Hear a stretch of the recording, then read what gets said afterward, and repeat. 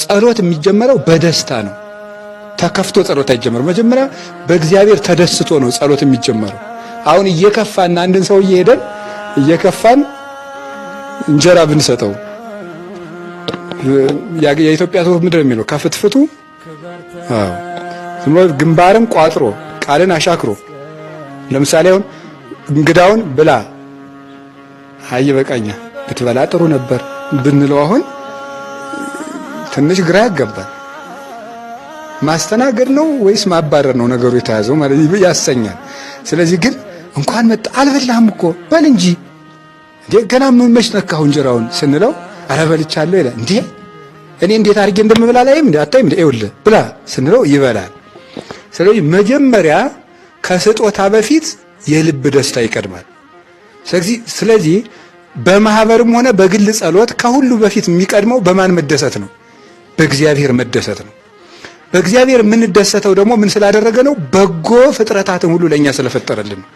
ፍጥረትን ሁሉ የፈጠረው ለኛ ነው። ውሃውን የፈጠረው ለኛ፣ ፀሐይን የፈጠረ ለኛ፣ ጨረቃን የፈጠረ ለኛ፣ ከዋክብትን የፈጠረ ለኛ፣ እጽዋትን የፈጠረ ለኛ፣ እንስሳቱን የፈጠረ ለኛ፣ አራዊትን ለኛ የፈጠረ። አራዊት ራሱ ለኛ ጥቅም ነው የተፈጠሩት። ለኛ ጥቅም እንዴት እንደተፈጠሩ የእንስሳት ባለሙያ መሆን አለበት ያላውቀው። ለምሳሌ ባጭሩ ይገባኛ አላውቅም እንጂ መድኃኒት ተብሎ በመርፌ ከሚሰጠን መድኃኒቶች አንዱ ከባብ መርዝ የሚዘጋጅ አለ ሲሉ ሰምቻለሁ ሐኪሞች። እባብ እንግዲህ በጣም ጠቃሚ ነው ማለት ነው። ገብቷችኋል አይደለም? አሁን ሁላችን እዚህ እግራችንን እየገለጥ እየተጨቀስ ነው መድኃኒት ውስጥ አንዱ ከባብ የተመረተ ሊሆን ይችላል ነው። እንዲያውም በዚሁ አካባቢ መድኃኒት የቶች ላይ ለምን የእባብ ምልክት እንደሚያደርጉ እስኪ እንጠይቃለን። ከባብ መድኃኒት ይዘጋጃል። ስለዚህ እባብም መድኃኒት ነው። አይጥ የራሷ ጥቅም አላት። እኔ አላውቀውም። እውነቴን እኮ ነው የምነግራቸው። የራሷ ጥቅም አላት። እያንዳንዱ እንስሳ ሕያው እግዚአብሔር በሚያውቀው እግዚአብሔር ጥቅም የሌለው ፍጥረት አልፈጠረም። አንዳንዱን ደግሞ እንድናመሰግንበትም ነው የፈጠረን። እንዲሁ አሁን ይሄን ዝንብ ምን ሊያረግልን የፈጠርከው ብለን እንድናመሰግነው። እንዲሁ ሰው ፍጥረት ማትንቅ ጥቅም የማይፈልግ መሆኑን የምታዩት እግዚአብሔር እኛንም ቢሆን እንጠቅመው ዘንድ እንዳልፈጠረን የምታዩት ዝንቡን አይጡን ምናምን ስታዩት፣ አሁን ዝንብ ነው ምን ሊያረግልህ ፈጠርከው ብንል እኛስ ቢሆን ምን ልናረግለት ነው? የእውነቴን እኮ ነው የምነግራችሁ። ስታስቡት ምንም የምንጠቅመው ነገር የለንም ለእግዚአብሔር። ምን እናረግለታለን? እግዚአብሔር ምንድን ነው የሚደረግልን? ምንም። ስለዚህ እግዚአብሔር ይሄ በጎ ፍጥረታትን ሁሉ የፈጠረ ከዚያ ሁሉ በላይ ደግሞ ነቢያትን የፈጠረልን፣ ሐዋርያትን የፈጠረልን፣ ሊቃውንትን የፈጠረልን፣ ጻድቃንን የፈጠረልን፣ ሰማዕታትን የፈጠረልን፣ ለኛ እንዲወለዱ ያደረገልን፣ መላእክትን የፈጠራቸው ስለኛ ጥቅም ነው። እኛን እንዲረዱን የፈጠረልን፣ እኛ እንዲረዱ። አንድ ሰው እግዚአብሔር ያሳያችሁ፣ ክርስቶስ ያመልክታችሁ፣ ለአንድ ሰው 2 መላእክት ጠባቂ አሉት። ታውቃላችኋል? አሁን እኔ እንደዚህ ስል እኔ በርኩበት ጠባቂ መልአክ አለ። ለዚያውም የማይክደኝ ጥሎኝ የማይሄድ እንቅልፍ የሌለበት የማይሰለቸኝ የማይታዘበኝ ማለት ነው። አሁን ከእናንተ መካከል እኮ እያንዳንዳችሁ 1-3 ቀን አብረን ብናድር ስንቱን ትታዘቡኝ ነበር? የሰው ኃጢአቱ ብዙ ስለሆነ ማለት ነው። ስበላ ልትታዘቡኝ ትችላላችሁ። በምን ኃጢአት የምናዘዝ ለንስሐ አባት ይናገራለሁ እሱ ብቻ። ግን ጠባቂ መልአክ ግን አይታዘብም። ሰው ስንት ነገር አለው። ሰው መሀል ተሽሞንሙኖ ይወጣል እንጂ ለብቻው እኮ ስንት ነገር አለው። እርቃኑን ይቆማል ሰው። በዚያ ጊዜ ሁሉ የማይለይ ጠባቂ መልአክ አለው። ስለዚህ ብቻዬን ነኝ ብለህ ይላል አረጋዊ መንፈሳዊ፣ ብቻዬን ነኝ ብለህ ሰውነትህን ተራቁተህ አትተኛ፣ ጠባቂ መልአክህ እያየህ ነውና ይላል።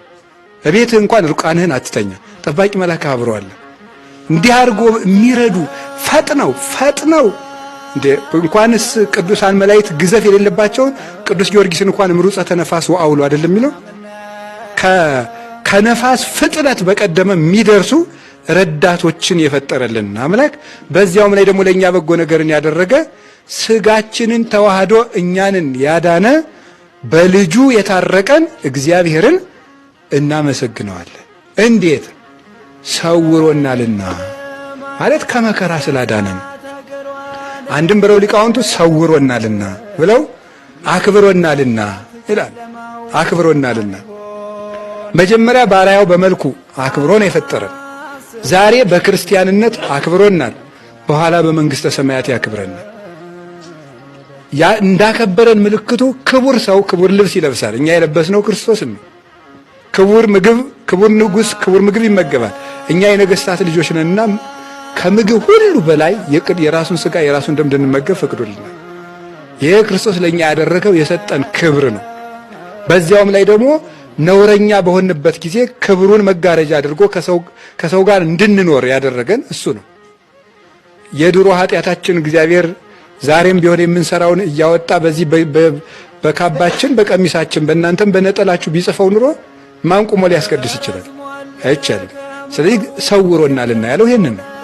ነውራችንን ሰውሮናል። በምን? በንስሐ ነውራችንን በንስሐ ከመከራው በረድኤት ሰውሮ ዘይሴውር ሮያሊሁ በደመና እንደገና ደግሞ ትቢያ የነበርነውን በአርአያነት በአምሳልነት አክብሮ ፈጥሮናልና እረርቶናልና አቀበነ ጠብቆናልና መጠበቅማ በግንም ይጠብቁታል። ወአቅረበነ አቅርቦናልና ወደሱ በልጅነት አቅርቦና መጠበቅ ብቻ አይደለም። መጠበቅ ፍየልንም በድንጋይ ይጠብቋታል፣ በወንጭፍም ይጠብቁታል፣ አዝመራንም በወንጭፍ ይጠብቁታል።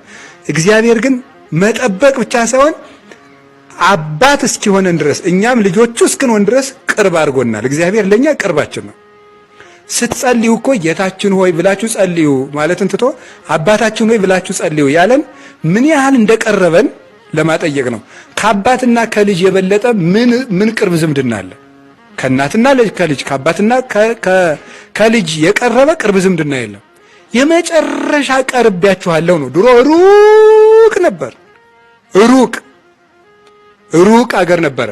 ወበከመ ብእሲ ዘተሃጦ ፍቁሩ ወዳጁ ሩቅ አገር እንደሄደበት ሰው እንደዚህ ሁሉ ከማሁ ርህቀት ጥቀ ህላዌነ እምኀበ እግዚአብሔር ባህሪያችን ፈጽሞ ከእግዚአብሔር ርቆ ነበር ይላል ቅዱስ ዮሐንስ አፈወርቅ።